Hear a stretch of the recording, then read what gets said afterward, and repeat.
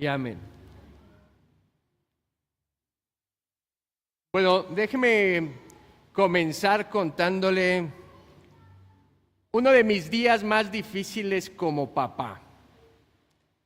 Y es ni más ni menos que un día que tocaron a mi hijo. Los que son papás aquí, ¿han vivido esa experiencia cuando alguien se mete con tu hijo cuando es pequeño?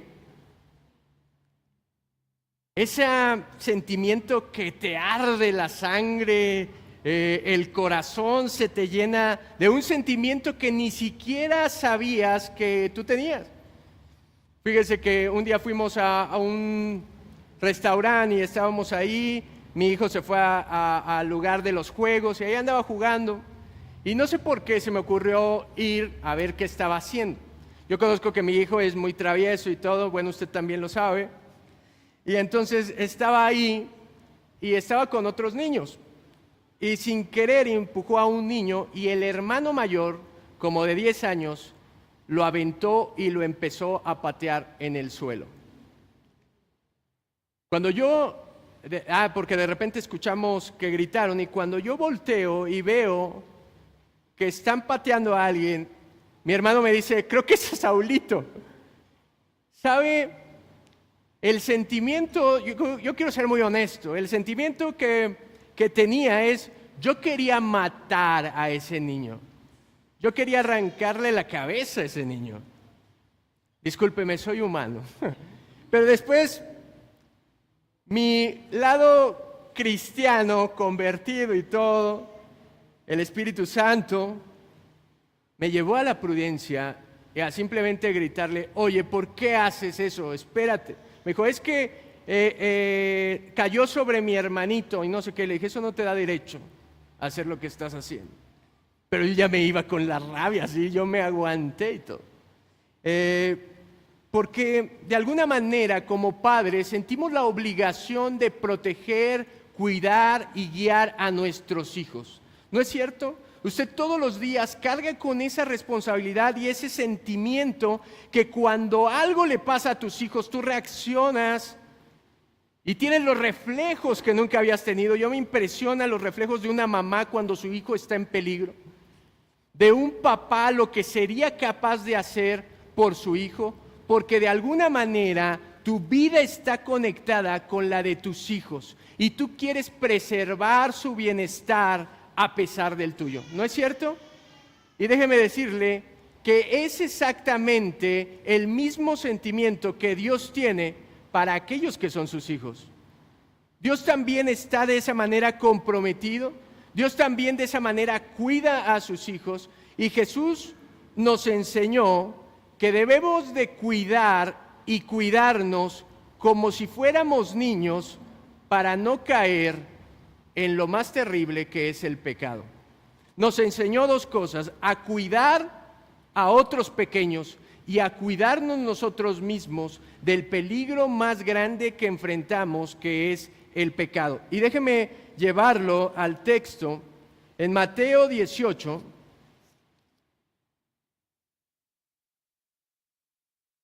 versículo 5. Mateo 18, 5.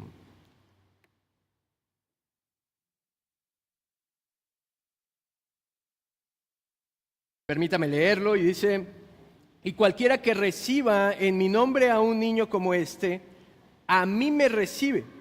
Y cualquiera que haga tropezar a alguno de estos pequeños que cree en mí, mejor le fuera que se le colgase al cuello una piedra de molino de asno y que se le hundiese en lo profundo del mar. Ay del mundo por los tropiezos, porque es necesario que vengan tropiezos, pero ay de aquel hombre por quien viene el tropiezo. Por tanto, si tu mano o tu pie te es ocasión de caer, córtalo y échalo de ti. Mejor te es entrar en la vida cojo o manco que teniendo 2 manos o 2 pies ser echado en el fuego eterno. Y si tu ojo te es ocasión de caer, sácalo y échalo de ti. Mejor te es entrar con un solo ojo en la vida que teniendo 2 ojos ser echado en el infierno de fuego. Fíjese cómo a través de esto, Jesús les está enseñando a sus discípulos cómo tenían que ser. ¿Se acuerdan? Y les dice que tienen que ser como niños. Que si quieren entrar al reino de los cielos, tienen que convertirse como un niño. Y si ese es el destino de todos los creyentes, ser como niños, los niños son muy dependientes, ¿no? Los niños son frágiles. Los niños necesitan una protección, necesitan un cuidado especial que no necesita un joven o que no necesita, por supuesto, un adulto. Y fíjese cómo él enseña estos dos principios, que nosotros tenemos que cuidar a los niños, a sus hijos, y tenemos que cuidarnos. Y mire, quiero hablarle del primero, la responsabilidad que tenemos de cuidar. Él dice en el versículo 5, y cualquiera que reciba en mi nombre a un niño como este, a mí me recibe.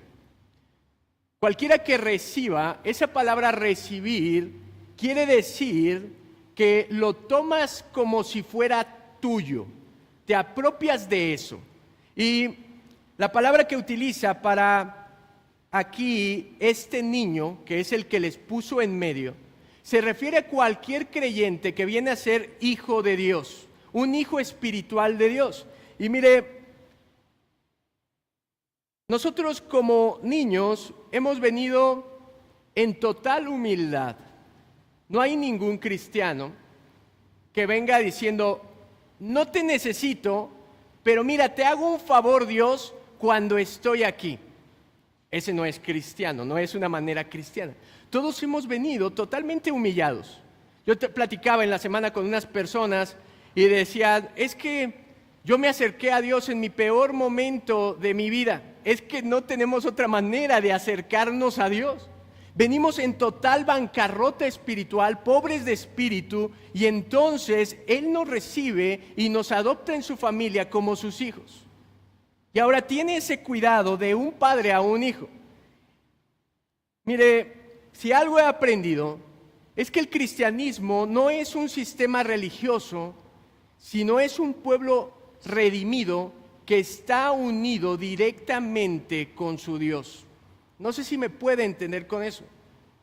El cristianismo no se trata de un sistema donde aprendemos nada más a hacer cosas, sino el cristianismo es un pueblo redimido que ahora vive en unidad, en un lazo con su Dios. ¿Se acuerda que Jesús les dijo, yo soy la vid, ustedes son los pámpanos? Nadie puede dar fruto si no permanece en mí. Nadie puede vivir la vida cristiana de manera aislada o separada de su Dios. Estamos ligados, conectados. Y mire, él también dijo, el que a vosotros oye, a mí me oye. Y al que a vosotros desecha, a mí me desecha, porque desecha al que me envió. ¿Se fija? Siempre en el cristianismo se trata de que nosotros somos representantes, embajadores de Dios aquí en la tierra, de que somos la familia de Dios, de que somos la nación de Dios, y Él precisamente por eso dice que todo lo que nos hagan a nosotros, se lo hacen a Él.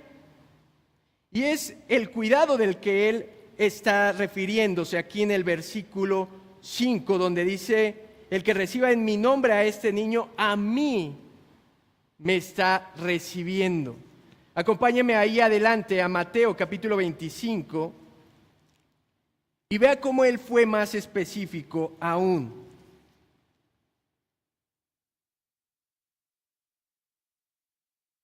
Y esto es lo que va a pasar cuando él regrese. Dice versículo 31, cuando el Hijo del Hombre venga en su gloria y todos los santos ángeles con él, entonces se sentará en su trono de gloria y serán reunidas delante de él todas las naciones y apartará los unos de los otros como aparta el pastor las ovejas de los cabritos y pondrá las ovejas a su derecha y los cabritos a la izquierda. Entonces el rey dirá a los de su derecha, venid benditos de mi Padre, heredad el reino preparado para vosotros desde la fundación del mundo. Porque tuve hambre y me disteis de comer, tuve sed y me disteis de beber, fui forastero y me recogiste, estuve desnudo y me cubriste, enfermo y me visitasteis en la cárcel y veniste a mí. Entonces los justos le responderán diciendo: Señor, ¿cuándo te vimos hambriento y te sustentamos, o desnudo y te cubrimos? ¿O cuándo te vimos enfermo o en la cárcel y vinimos a ti? Y respondiendo el rey les dirá: de cierto os digo que en cuanto lo hiciste a uno de estos mis hermanos más pequeños, a mí me lo hicisteis. Entonces dirá a los de la izquierda: apartaos de mí, malditos, al fuego eterno preparado para el diablo y sus ángeles, porque tuve hambre y no me diste de comer, tuve sed y no me diste de beber, fui forastero y no me recogiste, estuve desnudo y no me cubriste, enfermo y en la cárcel y no me visitasteis. Se fija, es lo mismo que les está diciendo con la ilustración del niño. Cualquiera que recibe a uno de los que me pertenece, a uno de los que es mi hijo, a uno de los que es un niño pequeño en el reino, me está recibiendo a mí. Cualquiera que le haga un favor, cualquiera que se preocupe por él, que lo visite, que le dé de comer, que le dé agua, lo está haciendo directamente a Dios porque estamos unidos con él. Y ese es el cuidado que nosotros deberíamos de tener como iglesia. Muchas veces estamos centrados en nuestras propias necesidades. Y mire, estamos tan enfocados en nosotros mismos que decimos: bueno, me falta un iPhone, ¿no? O me falta el iPad, o me falta esto. Y hay gente de la misma iglesia que puede estar pasando hambre.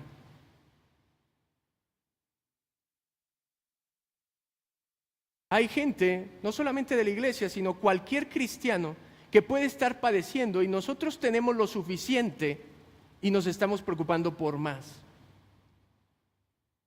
Él dijo que cualquiera que cuide de un niño, que cualquiera que le dé a un niño, se lo está dando directamente a Dios. ¿Quiere servir a Dios? Sirva a sus hermanos. ¿Quiere darle a Dios? Dé a sus hermanos. ¿Quiere ser generoso con Dios? Sea generoso con aquellos que le pertenecen y son su pueblo. Como decían las mamás, ¿no? A veces somos candil de la calle, oscuridad de nuestra casa. Deberíamos de empezar por ayudar a los que tenemos más cerca. ¿Cómo Dios nos va a llamar a las naciones si no somos capaces de ayudar a los de la iglesia local donde estamos asistiendo? Si no estamos preocupados por su vida, si no estamos tratándoles de ayudar en cualquier cosa.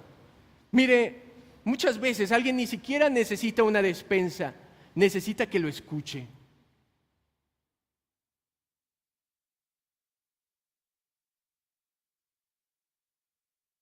Mire, ese es el aspecto negativo, el aspecto positivo, que si nosotros cuidamos y le damos a alguien, se lo estamos dando a Dios. Pero ahora mire el aspecto negativo en el versículo 6.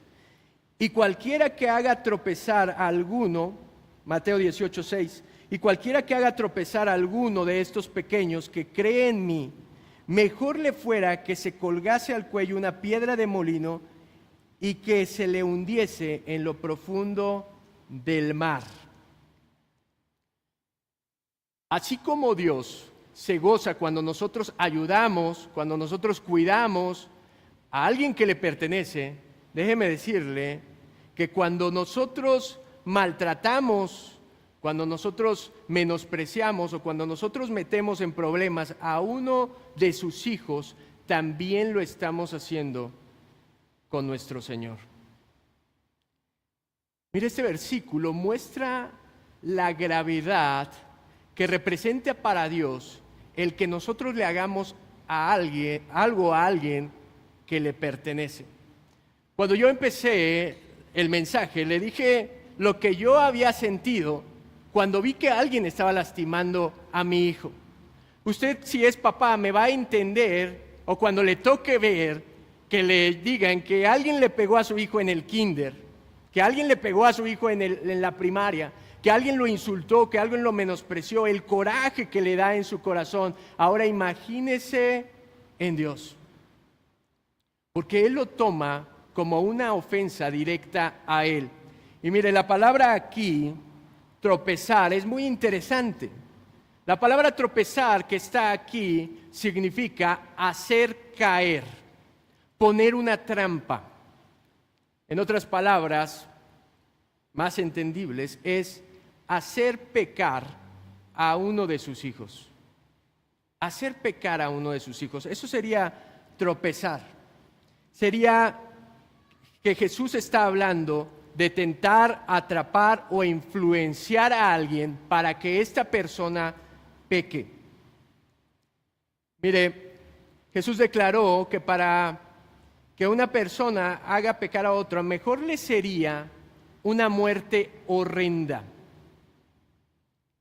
Antes de cometer un maltrato o de llevar al pecado a alguien, mejor le sería a esa persona tener la peor muerte de todas aquí en la tierra.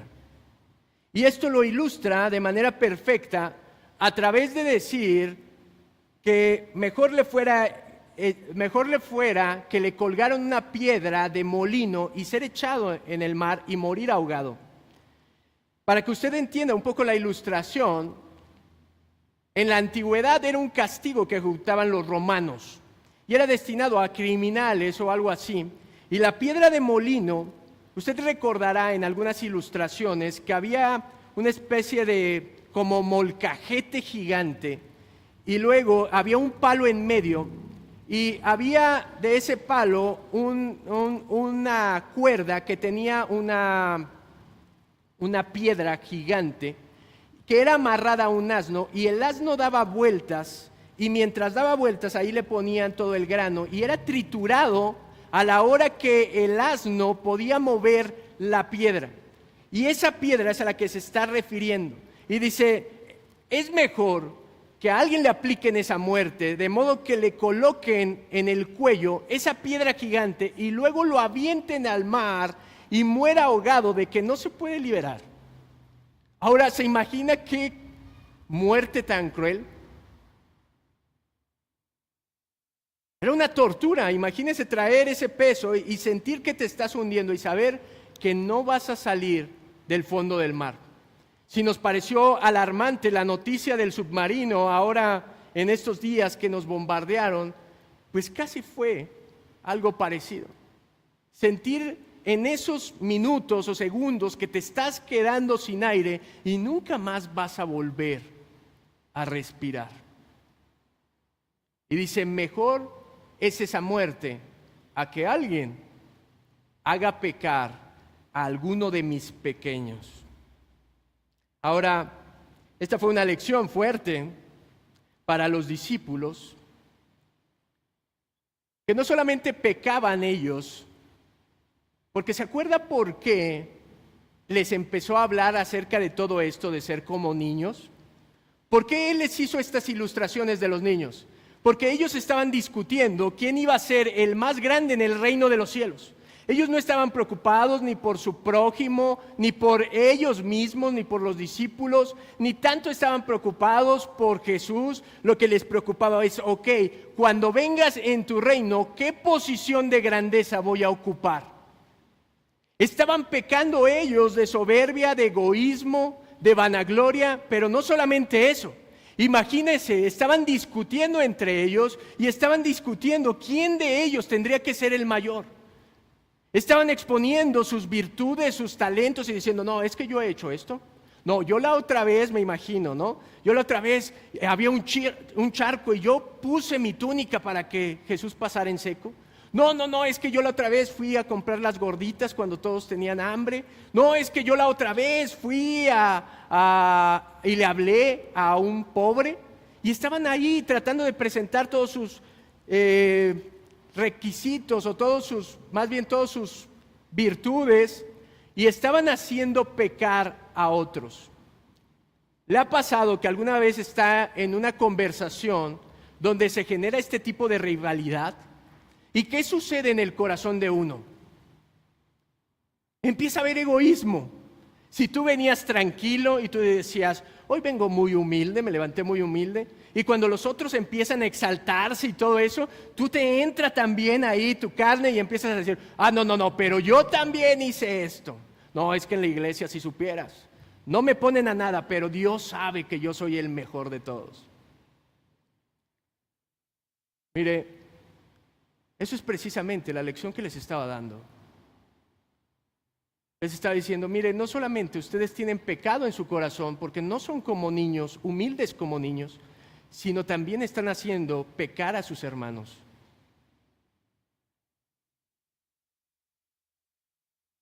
Mire, todos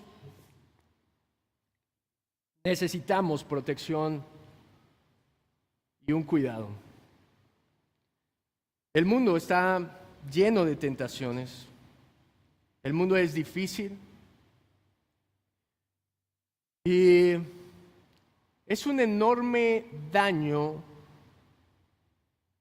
para Dios que nosotros guiemos a otros a desviarse de su camino. ¿Sabe que eso es lo que reprendió a los fariseos cuando les dijo ciegos, guías de ciegos? ¿Sabe por qué se contristaba el corazón de Cristo?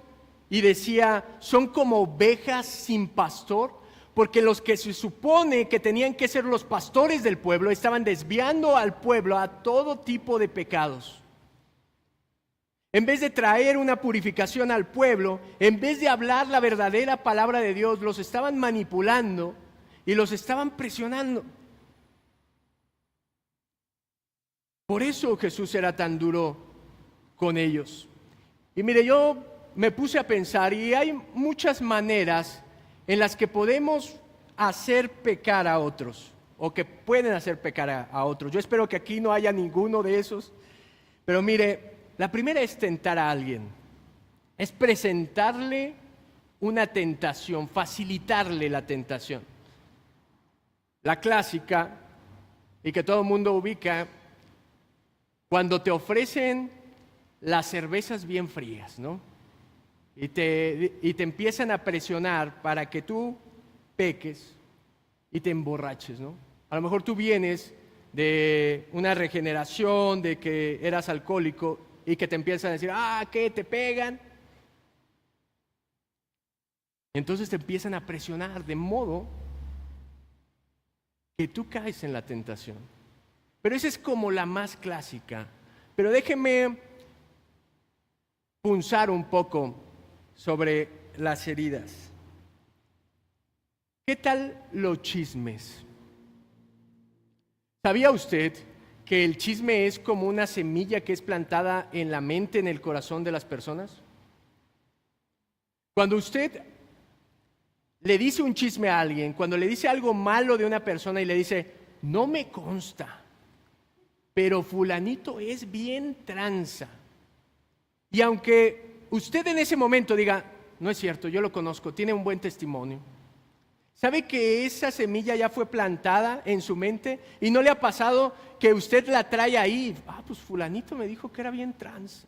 No voy a decir quién porque ningún nombre ni nada, pero usted ya lo trae ahí y después cuando ve que esa persona se equivoca, se fija que esa semilla crece, brota rápidamente y usted dice, sí es cierto.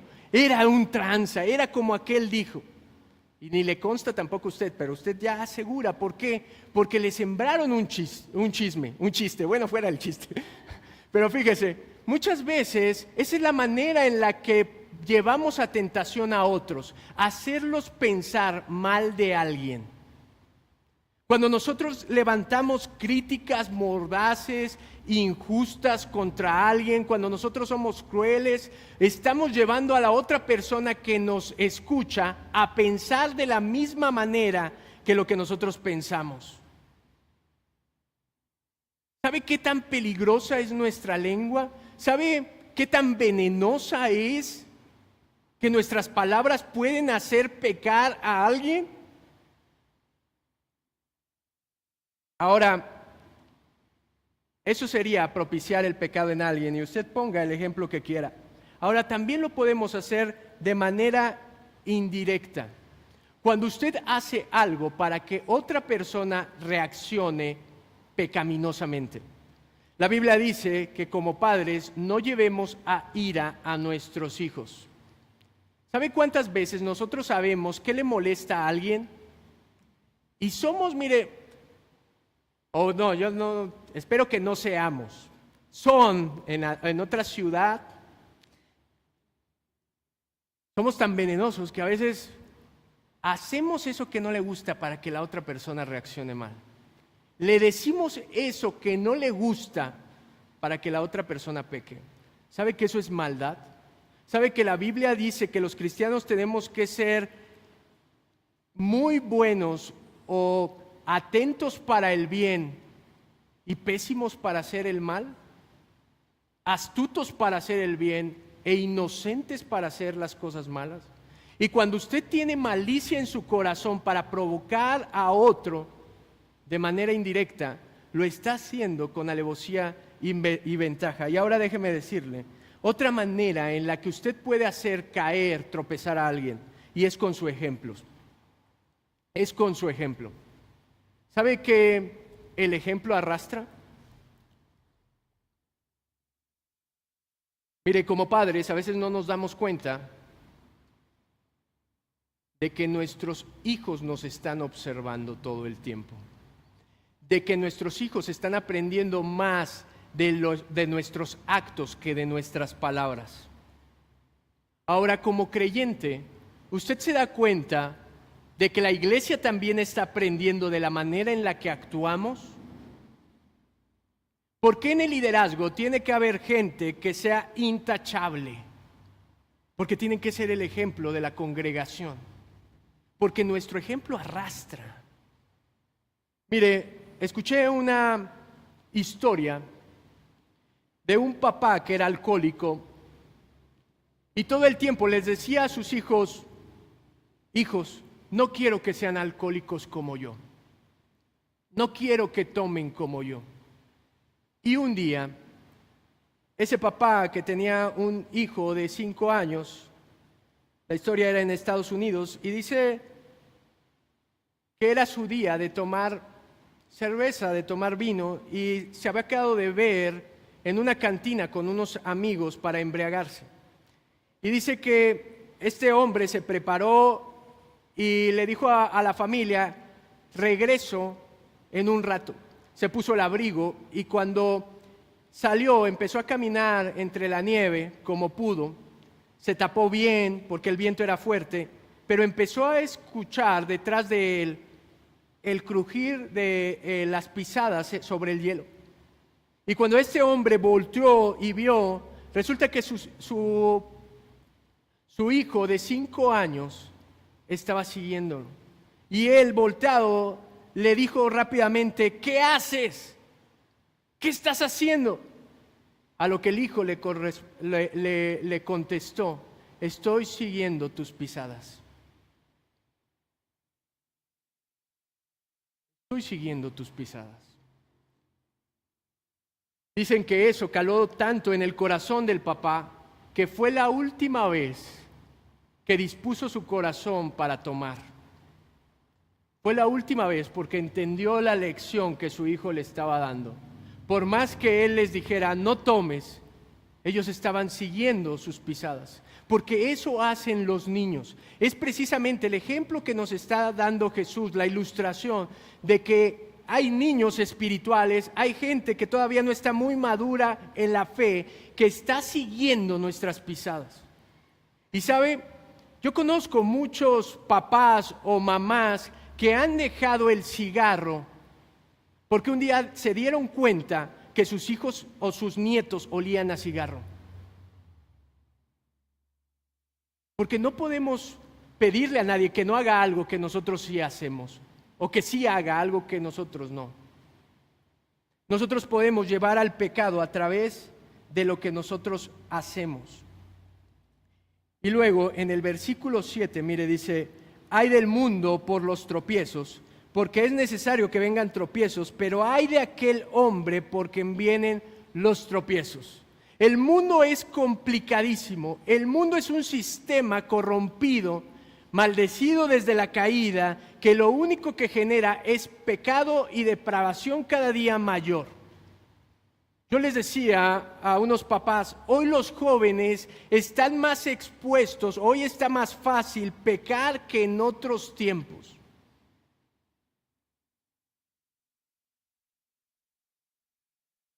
Porque hoy hemos visto como normal la manera de actuar o de vestir de la gente.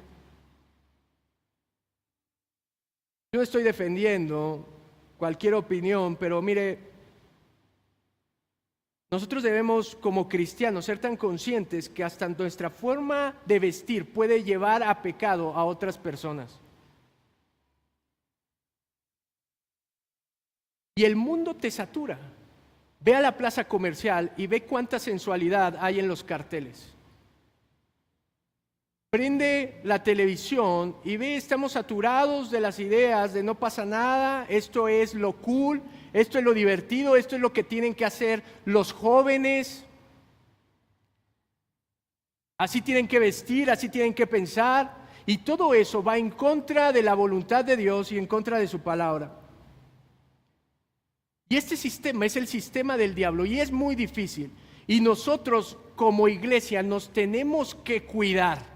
Ahora imagínese si no nos cuidamos, sino que al contrario, nosotros mismos le ponemos el pie a alguien para que caiga. Eso se convierte en algo todavía más difícil. Por eso él dice, ay de los hombres. En el mundo hay muchas tentaciones ya, pero ay de los hombres por los que vienen las tentaciones. Mi estimado, cuide de no ser usted un instrumento para que otros caigan en pecado. Cuide a otros. Ahora voy a ir con lo último, que es cuidarnos. Mire el versículo 8, dice, por tanto, si tu mano o tu pie te es ocasión de caer, córtalo y échalo de ti. Mejor te es entrar en la vida cojo o manco que teniendo 2 manos o 2 pies, ser echado en el fuego eterno. Si yo le preguntara, ¿qué parte de su cuerpo le gustaría que le cortaran? ¿Verdad que ninguna?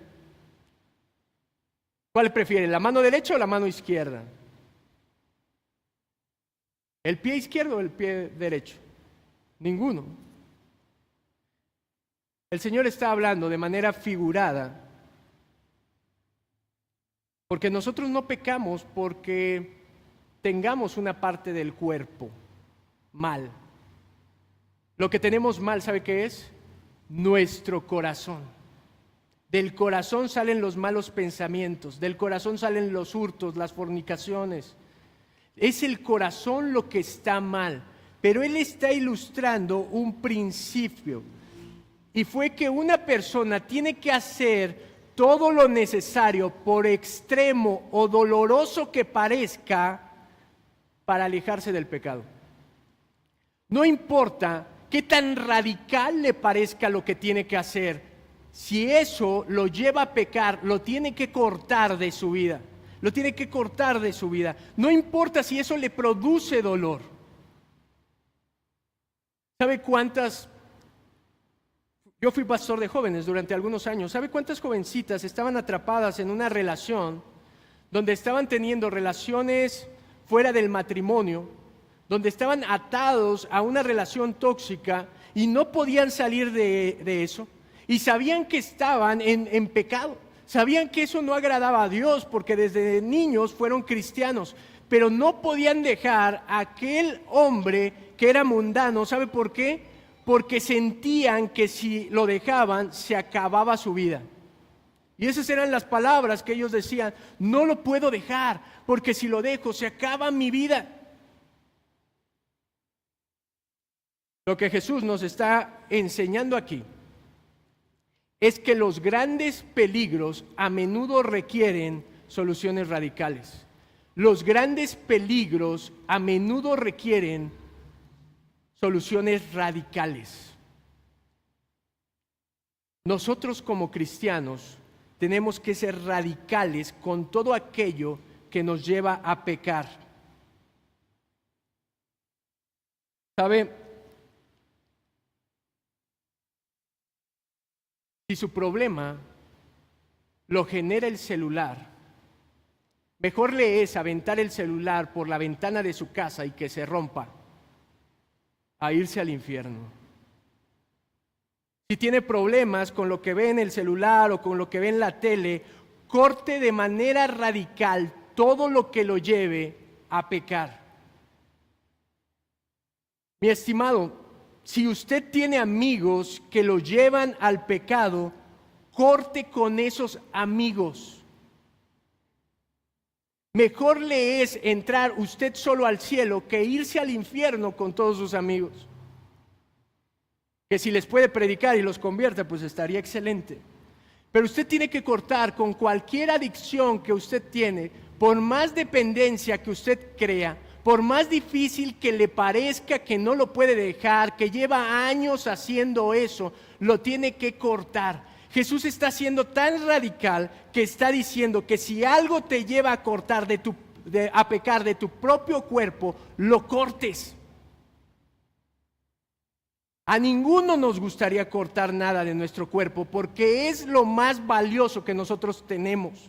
Imagínense, si usted se queda sin dinero, usted dice, no importa, yo sigo trabajando, yo me levanto al otro día y voy a levantar un negocio y me voy a esforzar o voy a conseguir un trabajo y con mis fuerzas. Pero si usted se queda sin manos, sin pies, sin ojos, sin boca, es el sustento, es lo que genera que usted sea productivo. Y dice, más vale cortar eso que perderse usted por completo. No sé si me está entendiendo. Nosotros pensamos que necesitamos el pecado, que necesitamos eso que nos produce placer momentáneo. Pero ¿sabe? El diablo es tan astuto que disfraza perfectamente el pecado. El pecado es como aquel regalo que lo adornan bonito, pero por dentro es una basura. El pecado aparentemente se ve como la solución a sus problemas, pero ¿sabe? Es el camino a la perdición. Ahora, la lección más importante de esto, si se fija, es que él dice, y si tu ojo te es ocasión de caer, sácalo y échalo de ti. Mejor te es entrar con un solo ojo en la vida, que teniendo dos ojos, ser echado en el infierno de fuego. ¿Sabe qué es lo que resplandece? La gracia de Dios.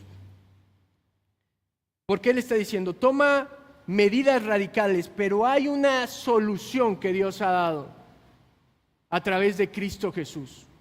Pero hay algo que hace que nosotros cortemos nuestra relación pasada con el pecado y seamos nuevas criaturas y podamos separarnos de todo aquello que es pecado. Mire, es evidente que solo los incrédulos están en el peligro del infierno. Pero lo que Jesús quiere hacer es mostrarnos la gravedad del pecado para Dios. Para Dios no es, bueno, pecaste un poquito, no pasa nada. Bueno, cualquiera peca. Bueno, el pecado es que eres muy débil. O el pecado no pasa nada. ¿Sabe cuántas veces he escuchado a predicadores decir, el pecado no es un problema, el pecado lo venció Cristo en la cruz? No, el pecado era el problema. Por eso Cristo tuvo que venir a morir en la cruz. Y sigue siendo grave porque ¿sabe qué pasa? Cauteriza nuestro corazón y nos aleja cada día más de Dios. No tenga duda de que Dios lo va a perdonar, pero los daños que genera el pecado en nuestra mente y a nuestro alrededor son las consecuencias que nadie más que Dios nos ha advertido. Mi estimado, sabe que la mejor forma de no hacer caer a nadie en pecado es cuando nosotros nos cuidamos a nosotros mismos de no caer en pecado. La mejor manera de que usted cuide a sus hijos, de que usted cuide a sus amigos, de que usted cuide a la iglesia, es que usted se cuide a sí mismo de no caer en pecado. Pablo lo dijo, el que está firme, mire que no caiga. El que piensa que ya la libró está más cerca de caer que nadie. Mi estimado, quiero exhortarlo a estas dos cosas hoy. A que cuide de no hacer caer a nadie en pecado y de que usted mismo se cuide del pecado, porque esa es la manera en la que vamos a tener familias fuertes y una iglesia fuerte que busque a Dios con todo su corazón y con limpieza de mente. Amén. ¿Por qué no me acompaña a orar?